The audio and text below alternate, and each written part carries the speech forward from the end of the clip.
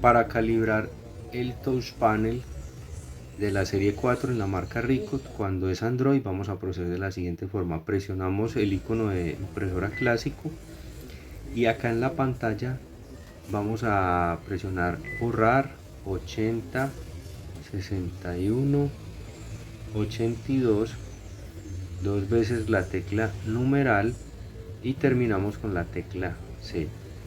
Cuando nos cambie ya el menú de configuración de pantalla, vamos a ir a la última opción, que es ajustes del dispositivo de pantalla.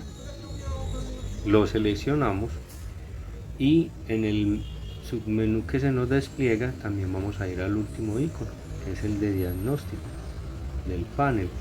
Lo seleccionamos y se nos despliegan las diferentes opciones.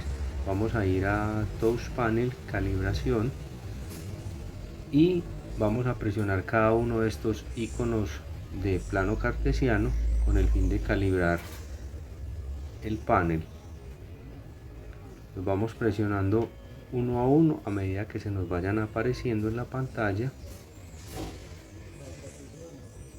Nuevamente acá en el centro, en la parte superior derecha. Cuando terminemos podemos reintentarlo o aceptar la calibración. Para eso vamos a ir a las teclas laterales, la 1 para reintentar y la 3 para aceptar la calibración.